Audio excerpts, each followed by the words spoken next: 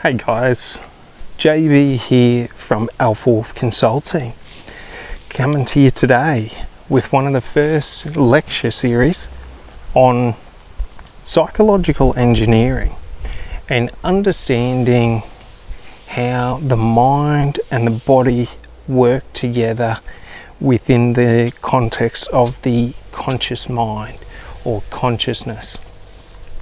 So it's important to start to understand that we have psychological structures that are connected or mirrored to our meaning. So our psychological structure is connected to our hierarchy of meaning. And our hierarchy of meaning is how we personally determine the importance of any one thing. So many different ways or ideas of creating an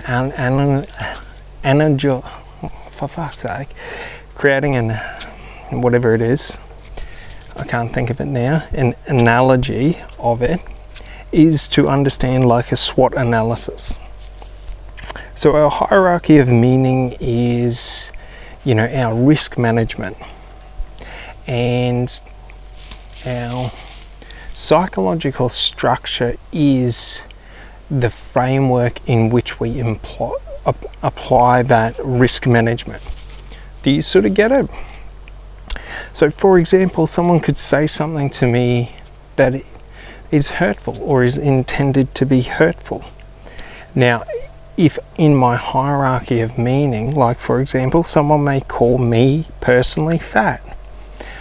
In my hierarchy of meaning, I'm going to analyze the meaning of what someone's saying to me determined on how I perceive it to be true. If I am overweight, then I will perceive them to be accurate in their statement. Do you sort of get it? But our hierarchy of meaning determines our emotional response. So when we start to understand this, like if I have an unconsciously created psychological structure, one that is created in response to the external environment and to those around me and what I've been conditioned to throughout my life, and I have a hierarchy of meaning that has been given to me by other people, my emotions can be very, very unstable. Because the emotional meaning I assign to everything will be predetermined by what others believe, by what is precedent within society. Do you sort of get it? So I'm not looking situation to situation and determining it. There is a blanket meaning and emotional meaning to all actions. Do you sort of get it? So when we're understanding psychological engineering, what we're understanding is how we remove what has been the old way and how we reconstitute or reconstruct the new psychological structure. Do you sort of get it? The new hierarchy of meaning, the new emotional meaning put to each of them. So something that happens that's negative, like for example, in sales, I might be seeing a client and they might they might reject my offer. They might say it's not for me. Do you sort of get it? In the old world hierarchy of meaning and the psychological structure and the emotional meaning is that they have said they're not interested. They are no longer a buyer. Do you sort of get it? My product or service was not good enough. How was it not good enough? And then it's a negative emotion. I have lost something. Do you sort of get it? So when we start to understand this, well, we can start to reshape our psychological structure to not everyone is a buyer, or the hierarchy of meaning would be not everyone is a buyer. So is this person a buyer and rejecting me, or is this person not a buyer and rejecting me? Do you sort of get it? If they're not a buyer and they're rejecting me, well, it sort of makes logical sense of why they're rejecting me. So the emotional meaning isn't as bad. Do you sort of get it? Whereas if they are a buyer and they're rejecting me, they do want what I have to offer, they don't want it from me. Do you sort of get it? It becomes negative, or a negative connotation, where now it is something where I am not good enough, or so to speak. Do you sort of get it? Do you see how the three always align and they work in sequence? Whenever we're doing any reason or rationale, we are using these sequences because our psychological structure, our hierarchy of meaning, our emotional states are simply ways of interpretation, ways of interpreting experience into something that we can comprehend. So the downside is that the ego in the conscious side of the mind will always seek protection. It always wants to protect my image, protect my positioning, my stature within society, within comparison to others. Do you sort of get it? Like, it's very important to understand this, because the ego is not a negative thing, but should I give the ego the power to determine what is right and wrong, what is good and bad, all of my meaning? The ego is very limited because it runs on the same pattern, self-protection. Self-protection always leads to division. Self-protection always leads to isolation, separation. Do you sort of get it? Self-protection never leads to collaboration. Self-protection leads to dependency on others. Do you sort of get it? So to understand this is to let go to the ego and to understand that collaboration is the ideal state. That if someone is better than me at something, it doesn't mean I'm less than. It means I am now more than because I know them. Do you sort of get it? Collaboration is very important, because collaboration is the foundation of, when we're re-engineering our mind, we don't want to re-engineer our mind to be the best competitor. We want to re-engineer our mind to be the best collaborator, because when we are able to collaborate, we are able to achieve heights that were unimaginable before. Do you sort of get it? Because when we collaborate, we become the sum total of all we are. When we compete, the winning or the most dominant presence becomes the status quo for all. Do you sort of get it? In competition, everyone believes what the leader believes, because the leader is the leader because they have won. Do you sort of get it? In collaboration, everyone's belief adds to the versatility and complexity of the organism or the group. Do you sort of get it?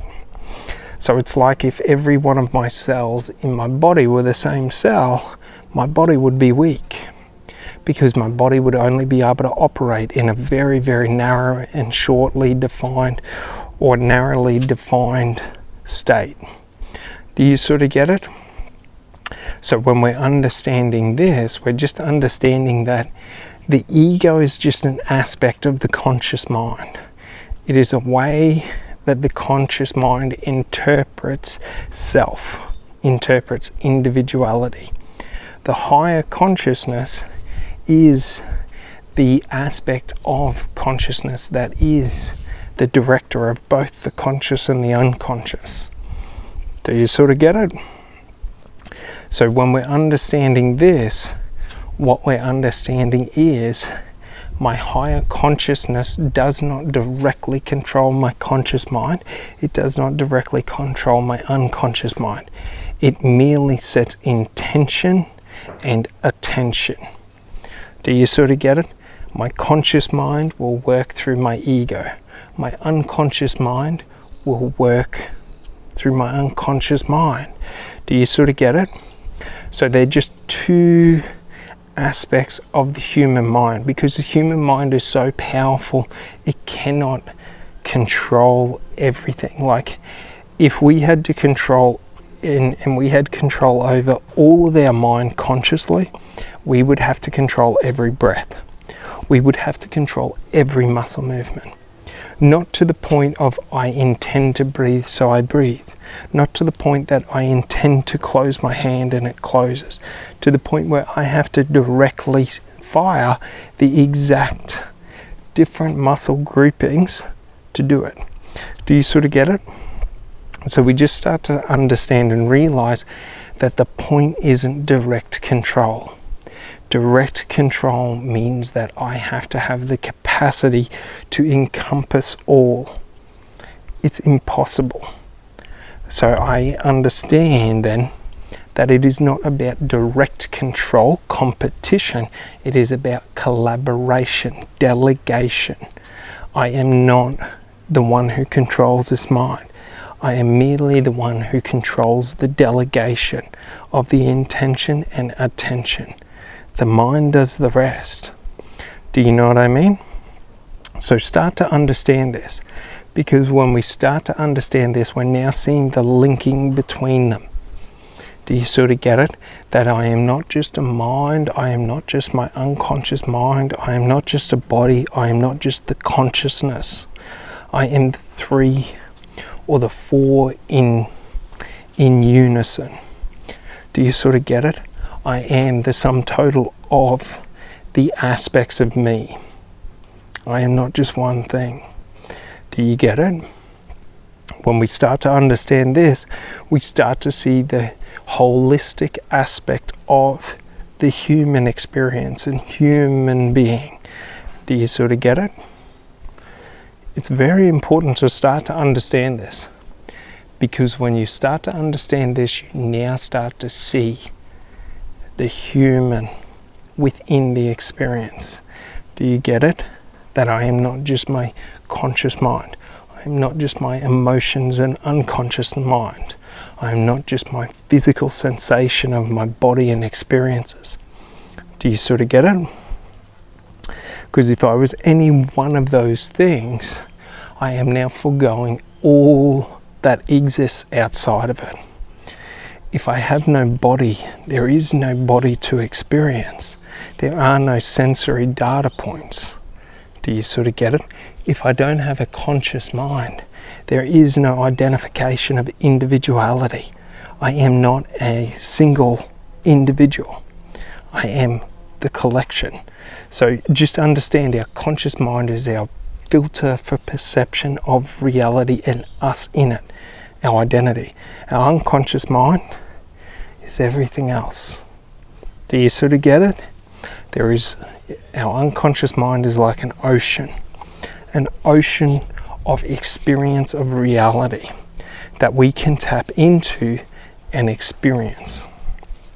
But we can never consciously know it all.